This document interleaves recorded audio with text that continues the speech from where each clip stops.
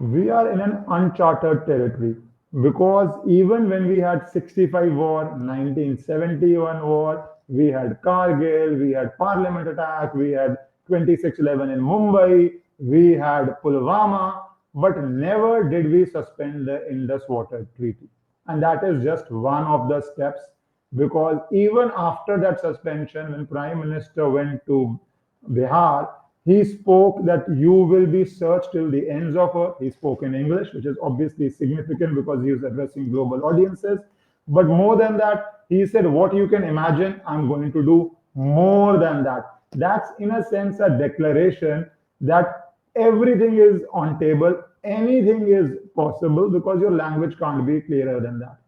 To understand what has fundamentally changed over the years between India and Pakistan, why I frankly can scarcely believe that while our soldiers were bleeding, we were supplying water to Pakistan. So was it always on table? Why it was not done earlier? What were the practical difficulties, if any? What has changed? Now we have with us the best person possible to discuss all this, who's not only seen it very closely, but been a part of the decision making process at the highest levels possible in India. So I'm very, very happy to say that we will have a conversation with Mr. Kanwal Sibal, former Foreign Secretary of India, and an absolute expert. It's always a pleasure to hear him on TV. This is the first time, sir, you're coming on my channel. So thank you for doing it at this vital time. My my pleasure. My pleasure entirely. So my first thing, because for young people, the younger India, which probably was not even born in 65, 71, Kargil, etc., what has fundamentally changed in the world that we can put a decision like suspension of Indus Water Treaty, and you have been a strong votary of it. I will come on some of your clips where you have spoken this much prior to this event. So, sir, what has changed over the years in the world that we are contemplating doing this? A few things. One, of course, is that what we have done in terms of announcing the suspension has not come out of the blue. As you know, in 2023, we formally asked Pakistan to amend the treaty, revise the treaty, and enter into discussions for that. And in 2024, we asked for a review of the treaty. So clearly, this has been at the back of our minds that Pakistan has been violating the letter and spirit of the treaty, frankly, and this can't go on. And time had come for a variety of reasons: climate change, demographic change, technology change, that what was permitted under the treaty in terms of India uh, being allowed to build run of the river power plants on the three rivers allocated to Pakistan uh, need to be updated uh, in terms of what should now be in terms of the pressures on water on our side, on it, and generally speaking, because of the reduction of flow of waters into the rivers because of glacier melt. There's something needed to be done to look at the treaty anew. The treaty was very unfair to us. Let's be very clear about that. It was done at a time when our backs were against the wall. In 1960, we were in a very difficult condition. You know what happened in 1962. We Yes. were dependent on the West. We were dependent on the World Bank. And the World Bank, I know from my professional experience, had always wanted water sharing in our subcontinent. There was a chap called Eugene Black in the World Bank. He was pushing a great deal, thrusting water sharing arrangements on a subcontinental basis. Mm.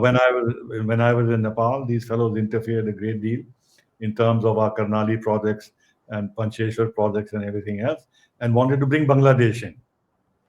That it should be done on a larger so-called South Asian basis and give a handle to Nepal than to raise the issue of Bangladesh Mm. participation. So at that time, the World Bank became the arbiter of these things, and we were in a weak position, and we agreed to this treaty, which gave 80% of the waters of the Indus Waters Basin to Pakistan and 20% to us. And at a time when, on our side, East Punjab was mm, an arid part of the erstwhile United Punjab, and it needed irrigation and water. Nevertheless, we did it. And if the argument was that India had the Ganges River basin and this and that and that, that was irrelevant. The mm, Ganges basin couldn't be couldn't be transferred to Punjab and Haryana and Rajasthan. mm, mm, And, before I sort of go on, I want to tell mm, you something which is actually demeaning.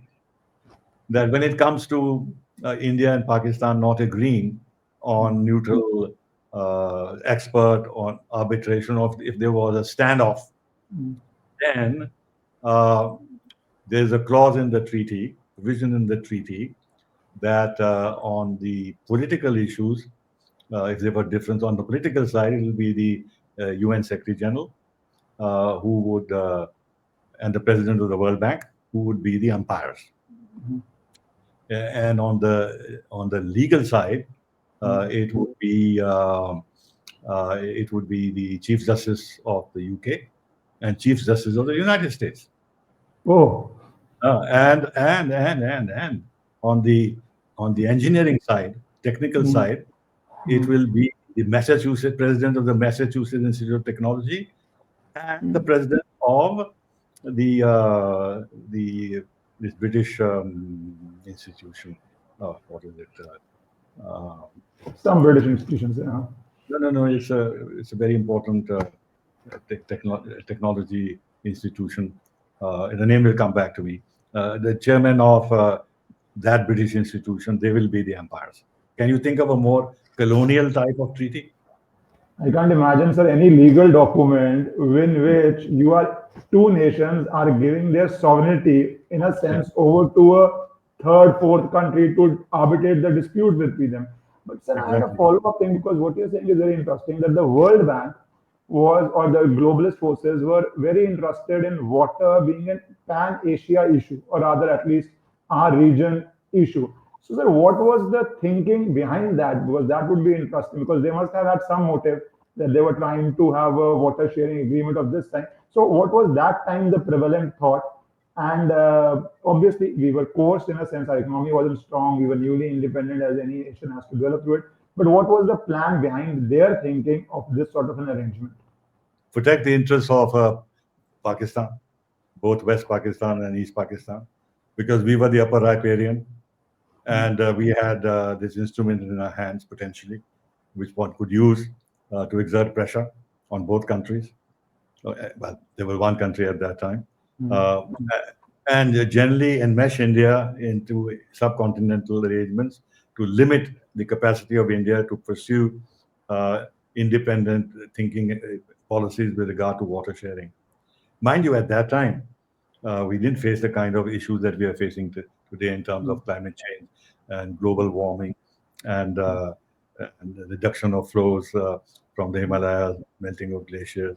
This was done on a political basis because India had to be constrained. And it was not mm, only on this front that India had to be constrained. As you know, subsequently, the mm, entire structure of technology denial regimes, mm, beginning with nuclear missile, dual technologies, mm, everything else, was mm, set up to prevent India from going nuclear and develop missile capabilities.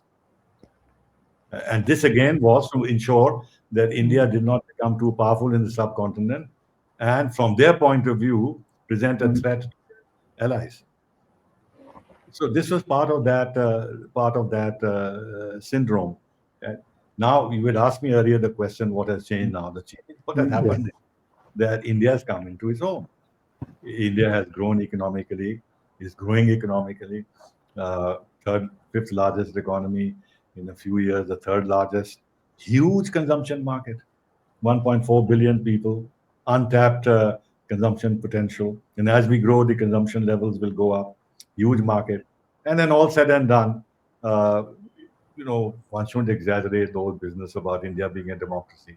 But mm, given the now confrontation with China, which seeks to replace the United States as the pillar of the global system and mm, challenging U.S. power, India looks a safe bet.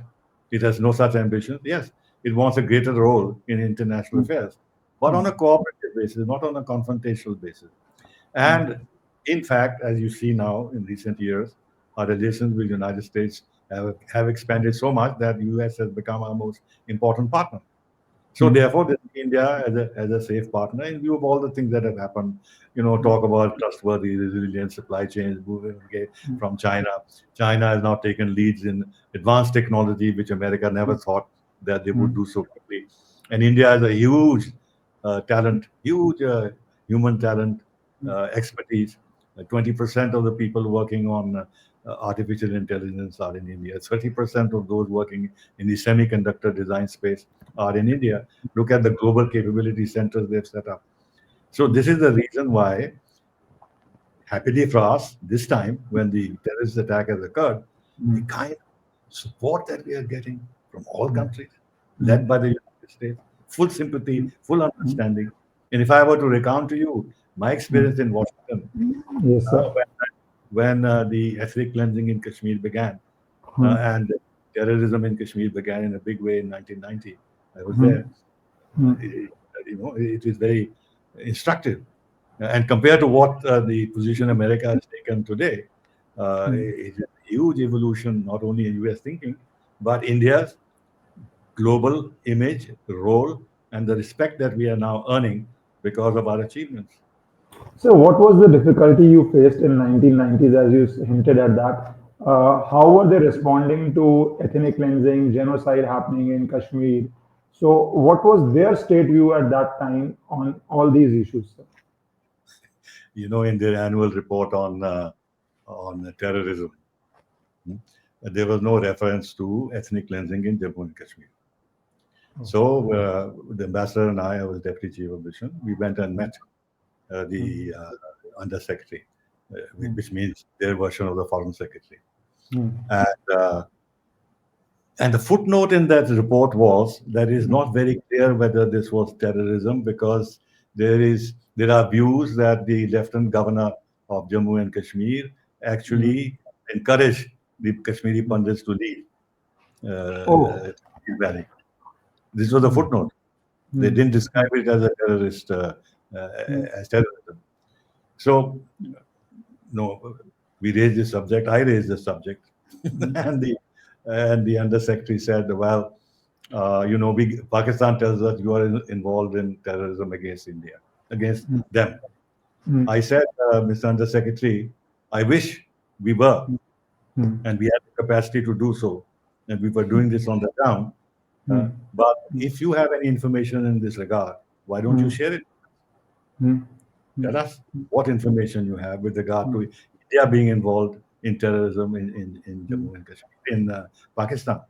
mm, And his answer was that, look, our anti-terrorism laws are directed against all countries. mm, But he wouldn't answer my question. And then we came under immense pressure from the human rights organizations, Human Rights Watch, Asia Watch, Amnesty International, and all this was prompted by the U.S. side, the State Department in the lead, and the CIA and others, uh, to the point that maybe I shouldn't be revealing all these things, to the point that we were being pushed into setting up an Indian Human Rights Commission, oh, and they wanted actually to for us to share with them the terms of setting up this commission. They went that far.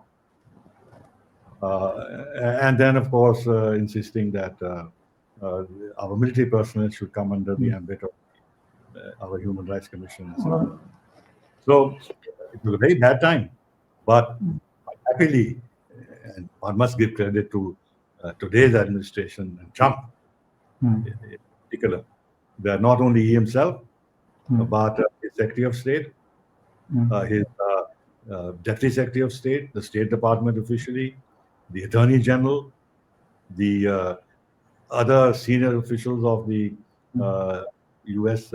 Government, as mm, well as senators and others and congressmen, they've come out with very strong statements in support of India.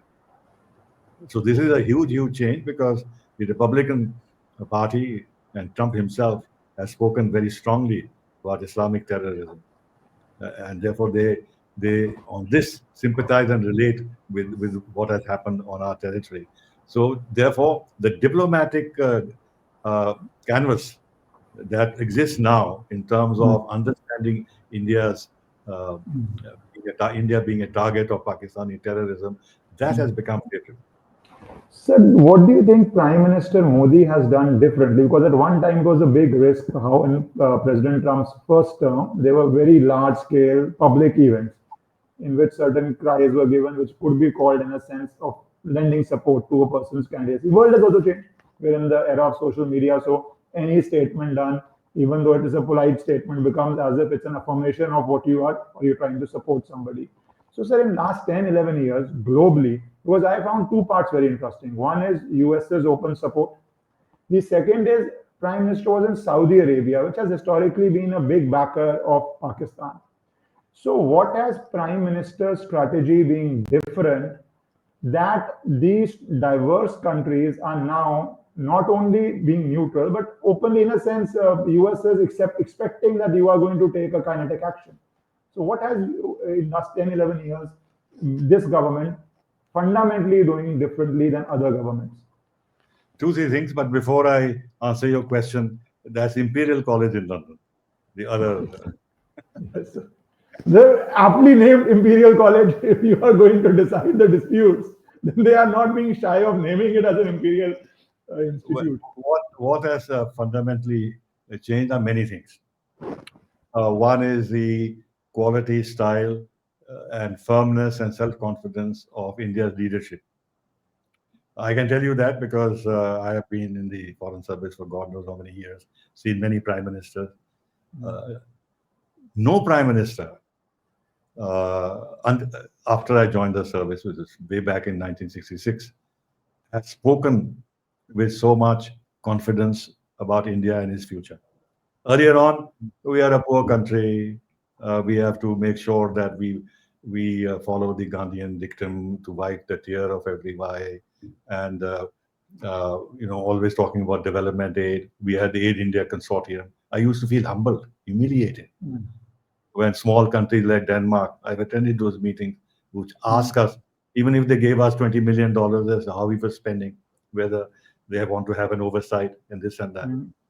And this was the kind of situation that was there. And therefore, our image and our diplomatic discourse had to align itself with the reality of our situation. But Prime Minister Modi doesn't talk like that. Very self-confident. India has something to offer you. Come, we welcome you. You can make a lot of money here. You can invest here. We will ease everything for you, etc., etc. He's not saying we are a poor developing country, please give us aid. He says, basically he's saying we can help you also by helping out, giving you opportunities in our country. And then, of course, the vision is developed about India, Viksit Bharat, and everything else. And then, of course, to my mind, very, very important, because this helps in terms of establishing an image of the country abroad, emphasizing the civilizational roots of our country. That we are not a copycat of Western countries. We have our own past, and therefore we'll have our own future based on our own past and the positives of that past. So that also gives a special aura, not only to himself as the leader of this country, but to India as a whole. Of course, if we were doing badly, if economically we were doing badly, and if you're really in trouble, then none of this would be taken that seriously. But So it's the economic strength because even today I was reading how Apple has decided all iPhones made in US now will be sourced from India, not from China. So the shift, which they were looking at 20% by that year 2027, is now almost going to be 100%. So yes, in a sense, we are offering that stability of governance, the labor pool, etc., etc. Where Apple comes, other manufacturing, because it's in a sense a leader, necessarily follows. And also, sir, there is this clip of President Trump when he was in the campaign, because he did all his campaign on podcasts this time, where he's saying Prime Minister Modi is an absolute killer. He is a grandfather type serious person, but he is very, very India first in that sense. So, sir, in your experience, because this is something I think everybody would want to know, how important is personal obviously it's national interest. But how important is personal gelling between leaders of world when it comes to decision making? Is it irrelevant? Is it significant? In your experience, how is personal likes and dislikes? Because in normal life, that affects a lot of decision making. Well, one has to take a sophisticated view of this. Yes. Uh, you see, you take Trump, for instance. Certainly, the chemistry between him and our prime minister is excellent. And he hasn't forgotten the kind of welcome he received in India and, of course, in Houston and everything else. Uh, and he shows respect to him. At the same time, when it comes to tariffs, he's very unreasonable. He keeps focusing on India as if we are the biggest problem. We are 10th in line in terms of deficit with the United States. But he keeps saying tariff king, and etc., and falsifies the figure, the $100 billion deficit when it's only 46. And this refrain is taken is taken by everybody else, including J.D. Vance when he came here. Otherwise, very friendly, very positive, very ingratiating. But in his speech in Rajasthan, he makes no bones about tariff issues and opening up the Indian market, buying more defense items, F-35. Lutnick says the same thing, pretty hard. Must open up your agriculture. This and so there are different levels of discourses. Now, what is important is that you have a channel of communication at the highest level where there is mutual respect. And therefore, these differences can be handled much more constructively, not in an atmosphere of confrontation or enforcing demands, but in a more friendly atmosphere where you can make your case known and seek the understanding of the other side, and then work for win-win solutions. To that extent, it helps. Now, if there was a Nixon there on the other side, it would be difficult, no? Because leader has a particular view of you, of your country and the leader, then the going is a little more difficult. Secondly, and that's important, that especially in democracies, decisions beyond a certain point can't be taken by the leader. After all, he doesn't master every detail of everything. So there have to be people who are working on specific issues, prepare papers, do briefings, and outline to him what the possibilities are, etc., realistic or other. So once you get into that process, then the personal chemistry is not the most important thing. It is also the feedback that the leader is getting about what the interests of the United States are, and why they are legitimate, and why India should be pressed to yield on those things. So it's a combination of both the quality of contact and chemistry between the leaders, plus of course the system also has to work for you in a constructive way for you to be able to get the maximum benefit from that personal chemistry. Sir, I asked this question because, as you explained, how the entire treaty was in this water was brought out by World Bank, and there is this clip of yours I want to play it, which is very viral because it's a clip which was a little old, in which you are describing how we need to proceed on Indus water. So I just want to play that clip. Insofar as Indus Waters Treaty is concerned, what I'm saying is that we've not found an answer to Pakistan's involvement in terrorism in India. And there is a genuine fear of escalation.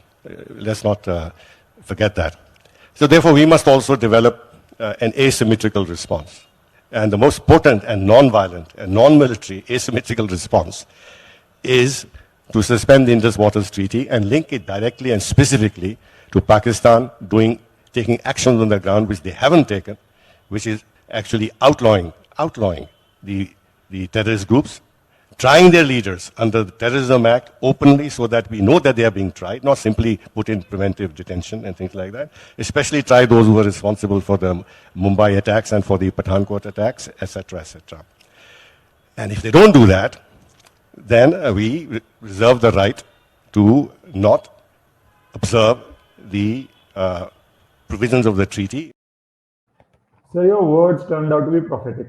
even though I think it's going to be kinetic also this time. I will come on that. But sir, how do we go about implementing it? Because for last 2 days, the biggest debate is, do we have the capacity? Do we have the dams? Is it a long-term project which will make 10, 15, 20 years? I saw some reports of Pakistani media because they are obviously going to be more paranoid, in which I think 2023 they are talking about how India is building 93 dams, how you have already some facility in which you can do what they call cuts by 1,000 cut strategies, slide water here, tunnel there, this there, all that. So how feasible, sir, is it, and how short term or long term is it? Because you have put a very well defined goal also in 1 minute, where you say they have to be prosecuted. I believe they have to be sent to India now. But how feasible is all this in this water treaty, and how immediate can it be? You see, you have to distinguish between a tactical response and a strategic response. The strategic response is by definition medium to long term. Therefore, what we have done in terms of suspending the treaty, not abrogating it yet, but holding out the threat of abrogation too, uh, is a strategic challenge to Pakistan. Now they'll be blindsided. Earlier on, we were sharing all our plans of the dams that we were building with them and getting their approval, which they were not giving easily, as I explained earlier, delaying our projects and making us go in for suboptimal projects. Now we don't have to consult them; they are blindsided. They won't know what our future plans are, what will be the size and scope of those plans, how much electricity we want to produce, what will be the size of the pondage that we will need to create, what will be the height of the sluice gates for flushing and from desilting and everything else. These are the kind of issues which actually lead to consumption of water and can hamper to some degree flow of water. So this is where the problem would be for Pakistan. In a situation where, in any case, the flow of waters is being affected because of climate change. Now, on a vital issue like this of water, where the entire agriculture is dependent on the Indus and its other tributaries, if they are, if they no longer has a peep in or a say, or has any forum for consulting India, it is really dangerous for them. Uh, so therefore, we now have the upper hand to put pressure on them. However, apart from the couple of projects that Kishan Ganga and Ratla projects which are going on, we have others on the drawing board. Certainly, they are not 93, but there is a substantial number. That those we can pursue depending on our plans, uh, our capacities, and the priority that we give to that. We should do that.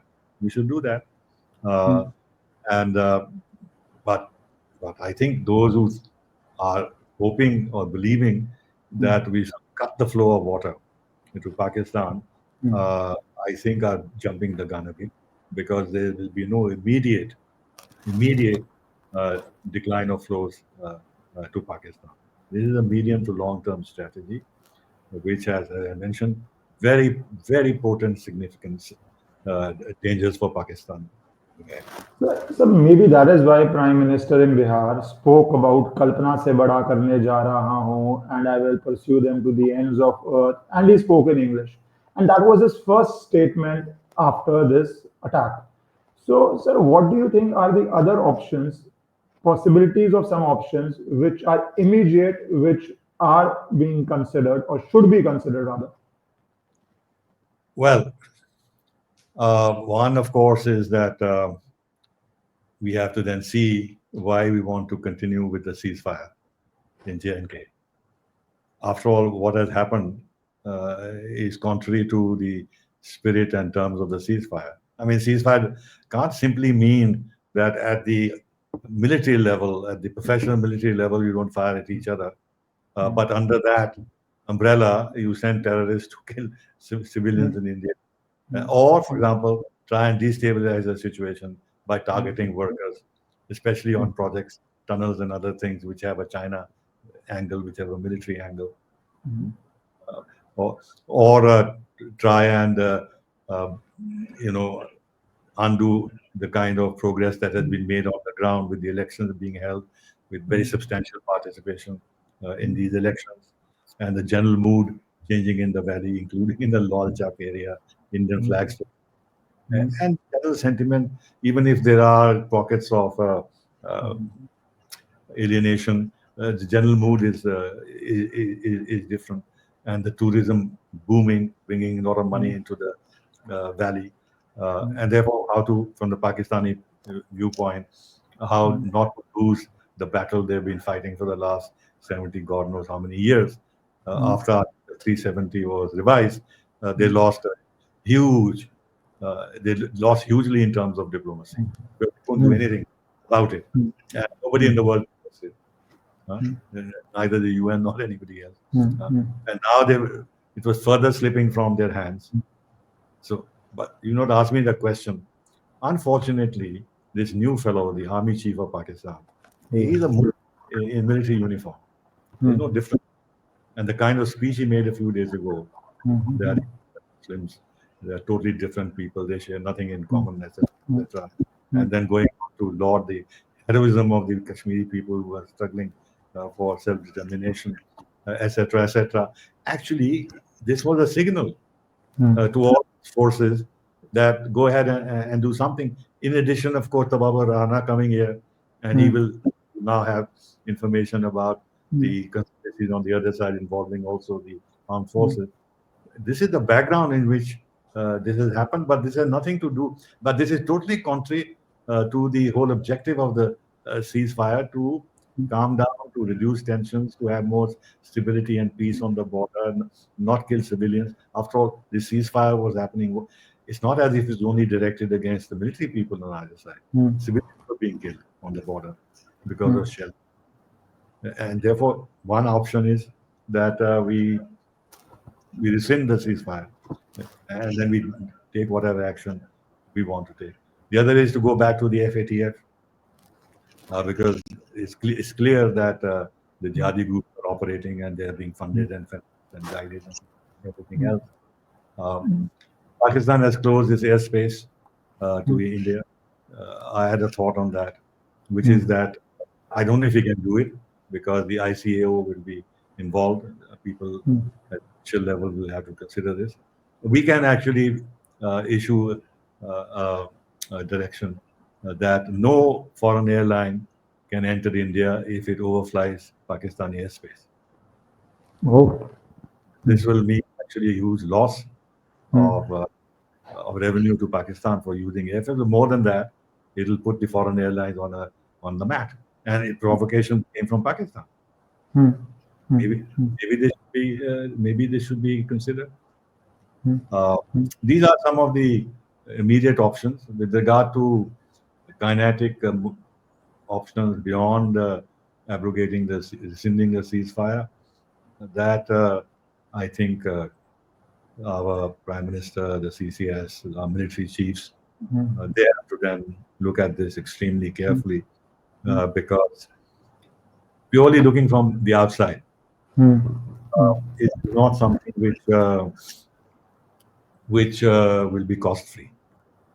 Yes. And the cost can be pretty heavy. As Russia itself has discovered, look at Russia's power, but look at the cost it has borne, because it took a decision which it found absolutely necessary to protect its security. In the same way as we feel that we have to do this, but the cost has been very heavy. But sir, isn't there a fundamental difference in the sense Russia was fighting a proxy war with Europe, and at that time, in a sense, the Biden administration, which was effectively funding Ukraine. Whereas it does not appear, of course, these powers can change their mind or the mood, that Pakistan has that level of support. Its economy is tottering, and it does not have that level of support from either Europe or US that they will be pouring billions of dollars into its ability to fight, especially after what has happened in Ukraine for them. No, the thing is that Pakistan has a very strong military, which Ukraine did not have. It's very well armed. It has access to Chinese technology. It has got advanced aircraft from China. It has nuclear weapons. Pakistan is a militarized state, unlike Ukraine. So one shouldn't dismiss the capacity of Pakistan to hit back. Now, it's a different matter how long all this can be sustained by both sides. If we go in, India is in a better position to sustain it much longer, stronger economy, stronger production base, maybe in some areas superior weaponry, etc., etc. But Pakistan is not a walkover. So therefore, you have to. The other thing is that we make military movements. We do exercises close to the border and push Pakistan, compel them to move their formations away from Khyber Pakhtunkhwa and the Balochistan area into this side, overstretching them, especially when they are being targeted heavily on the other side and paying huge costs, including for their armed forces. And coupled with what you rightly said, their faltering economy, will they be able to sustain it? And then, yes, I should mention this as one option, which is that Pakistan, United States is continuing to be, in some respects, pretty generous with Pakistan. They have endorsed a major IMF bailout plan for Pakistan. Now, can we persuade the United States to hold back and not bail out Pakistan at this stage? That is an option. If they are so supportive of us, and if terrorism has to be tackled, then we don't expect the United States to bomb Pakistan on our behalf. But certainly, they can help in the IMF to deny this bailout or postpone it till such time as Pakistan began to behave. This is another option that one can use. So recently, the Pakistan Defense Minister all but admitted that they have been funding terror. I just played a 30-second clip to Sky News. He was giving an interview. The things cooled down then, and now again the same thing is. You do admit, sir, that Pakistan has had a long history of backing and supporting and training and funding these terrorist organizations. Well, we have been doing this dirty work for the United States for about 3 decades, and West, including Britain. So that's your argument that... It's an open question. You're funding terror and you say, I'm doing it on behalf of X, Y, or Z. But you're admitting to your funding terror. You can't have, in law, what we say it's an admission. You don't need to prove something that's been admitted. So, sir, in a sense, they are admitting this, but they have taken certain steps, and I wanted to come on those steps. One is they are saying we will not abide by Shimla Agreement. I don't know when they abided by it. But what are the consequences and all the steps that Pakistan has taken recently? Most of them are tit for tat. But is there any significance to those steps, and what specifically does Pakistan intend by saying we will not abide by Shimla Agreement? How does it help their cause? See, a couple of things. One is that they have to show that they are reacting. Otherwise, their whole sense of self-pride, that, the usual thing, one Muslim is equal to 10 Hindus and not like. So all that narrative collapses. So they have to show they have got muscle, they'll stand up, this and that. So they had to react. But they had very little choice in terms of how they would react.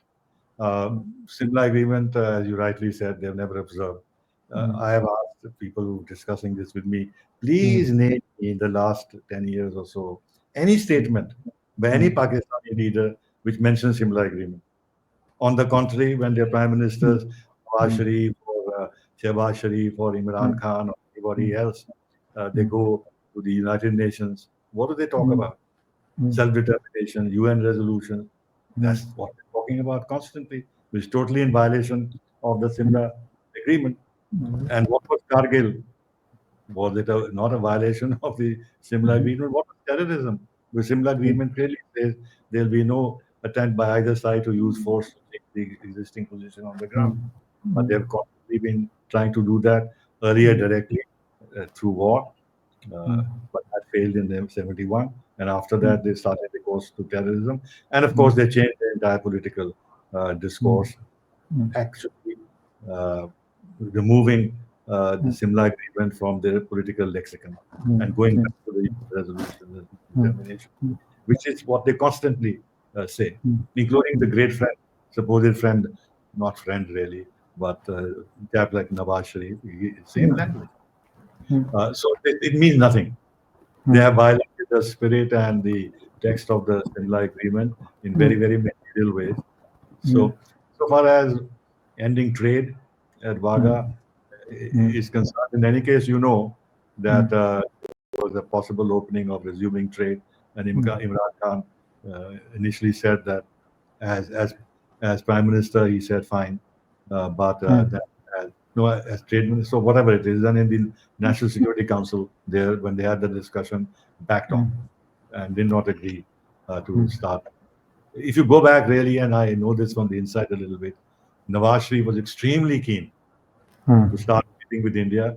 At that point, it became such a possibility that the land prices across Wagah in Pakistan side shot up because they thought there will be a lot of movement of trade and everything else. Nothing happened. Yes, there's a little bit of trade. I read some figures about 3,686 crores, which is nothing. It's just and they're also stopping trade via third countries, via UAE. But this is a smoke screen. You know, people through whom they do this indirect trade will change their names, they will change their whatever else. The UAE is a past master at that. All the trade done is through UAE despite the sanctions. So they'll find some ways getting Indian products through UAE, but not through established firms which they know about. So I don't take that they take that seriously. Coincidentally, we have reduced two things we have done is very important. One is to annul the posts of their defense attaches and everything else. Not going to be revived in the foreseeable future. And number two, reduce the size of the missions. This is an exercise in which I was involved at one time myself. And we agreed to 50. That was later office then. When we agreed to 50, it was because we judged that 50 is the absolute minimum for the mission to function at all. Because this includes all the service staff. And now we reduce it to 30. This includes drivers and gardeners and cooks and everything else.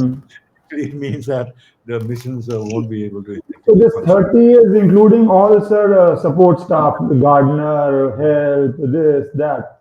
Okay, Absolutely. okay. So effectively, you are shutting down the mission without officially shutting it down. Yeah, effectively. Just bare bone. Whatever. Sir, my last thing I want to cover a bit is this, because you have seen Kashmir very closely, this local support, because end of the day, today also the army demolished and blew apart some local terrorists' house and all.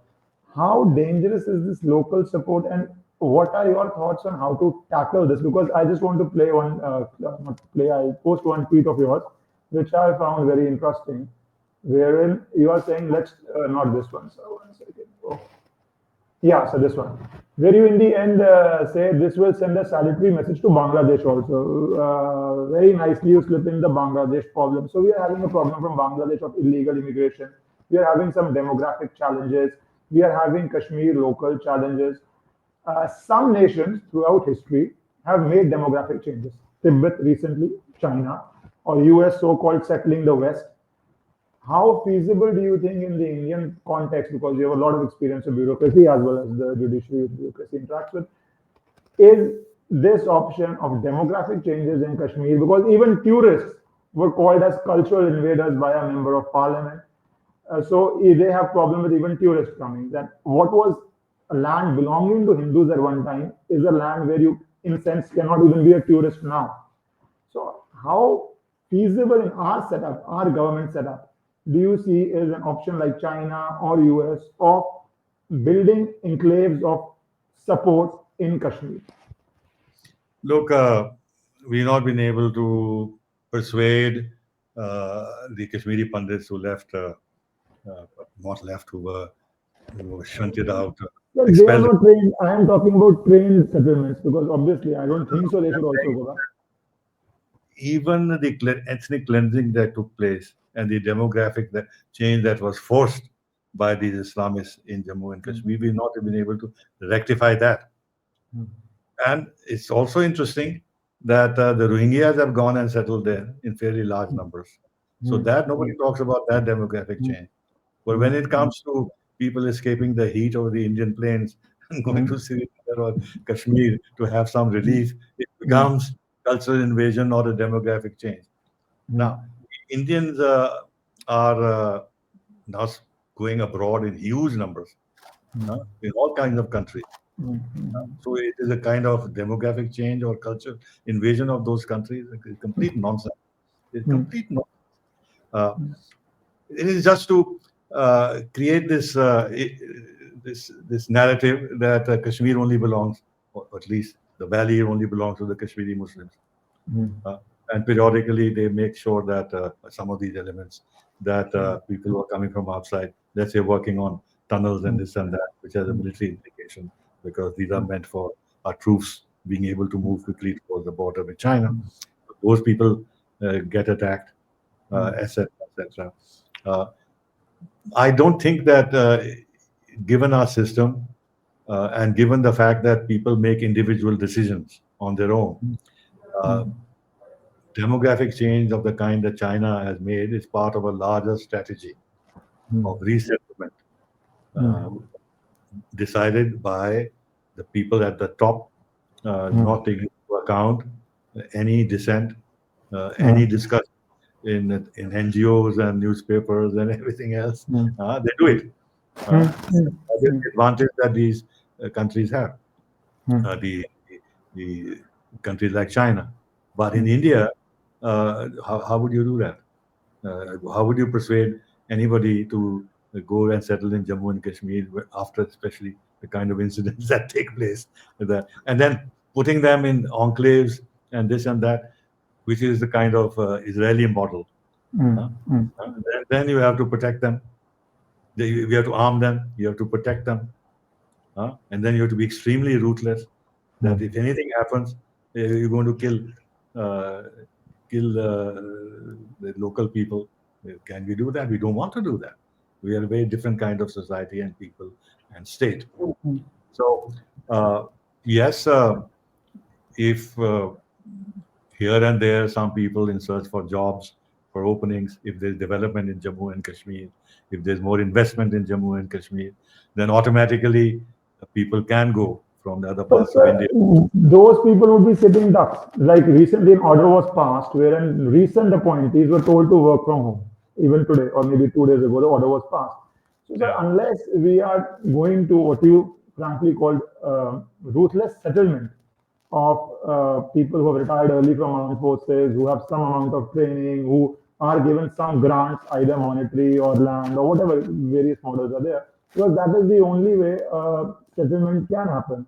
Maybe early days, but jobs, it has clearly been proved that this was historic tourism.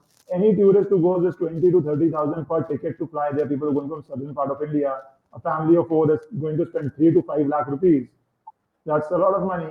And yet, that had no impact. This is, even if a war is going on, this is war crime, even under a war to attack civilians like this. So, in short term, sir, do you think there is any easy or any feasible solution to Kashmir, sir? No. You see, in terms of, let's say, we populate the border areas like the Chinese have done in Tibet, and now we are replicating that by having these villages on our side, etc. So you could perhaps send former retired military personnel and this and that and their families, and give them land near the border and this and that. On paper this is feasible, but whether government is ready to do that, what is the time frame for this kind of a thing, whether the assessment is that the situation that is developing is such that the local population will never be in your favor. There will always be danger from the local population, encouraged and supported by people coming from the other side, and therefore we have to put a barrier between them, and the fencing is not possible. This is a view of the situation which I don't think will find support in every corner. That just sort of rule out the fact that Kashmiris can never be friendly towards India. So my last question to you is, because you have seen a lot of heated moments. You were in service when 71 happened, Kargil happened, sir. Do you think this is just temporary heat, or this time the government appears to be wanting to teach a significant lesson which has some amount of permanency to it. What is your feel of the situation, sir? One is what you might call wishful thinking, which would be that I would wish that this was the case. The other is the reality, whether this can effectively be done. This will actually mean inflicting a mortal defeat on Pakistan. That Pakistan is unable to rise and create any problem for us for the future. Personally, I don't think that this is a feasible scenario. And with regard to eliminating terrorism, I always like to recall one has to be realistic about the fight against terrorism. America fought the war against terror, God knows how many decades, and ultimately Taliban was reinstalled in Afghanistan. The French have fought a battle against terror, fought battles against terrorism in Western Sahara, in the Sahel region. They have had to evict that area. They have failed. Israel has actually, destroyed Gaza effectively, caused immense human casualties, taken over large parts of the West Bank, but terrorism hasn't gone away. And then you have in Europe, you have these lone rangers, lone wolves, who drive cars and buses or vehicles and mow down innocent people holidaying, enjoying, drinking cafes and this and that. All the time is happening. And therefore, the terrorism is a terrible, terrible phenomenon. If it's only state-sponsored directly and the states could be held accountable is one thing. But through mosque and madrasas and new means of communication, social media, this radicalization that is taking place, how do you handle this? It can happen anytime. Fortunately, we are still lucky that some of these things are not happening in India. People can be so motivated, these suicide bombers. And look at the person who sits in a car and they're really innocent people who are enjoying themselves, just mows them down in great numbers. Look at the mentality. Where is the inspiration coming from? I think that is the issue. And that can't be tackled with the kind of discourse we have. One final point, I think this is relevant. We see such great changes in Saudi Arabia and the UAE. Organizing themselves, shedding terrorists or support to terrorism of all kinds, reforming the manner in which the Islamic tenets are practiced, etc. Sea change. About that, Pakistan would learn a lesson from this, where the fount of Wahhabism and Takfir ideology, everything else, there's change there, because they realize that's not the way to the future. That's not the way to economic development, prosperity, etc., etc. And in fact, the future of their own population. But Pakistan is in what era they're not learning any lessons. And I come back to the rant of this bigoted army chief of the kind of things he said. So they seem to believe life will begin for them after death. So we have to deal with it. What can one do? Thank you, sir, so much for your time and for covering the entire situation from 1965 till what is happening now. Thank you so much, sir. Thank you very much. Thank you very much.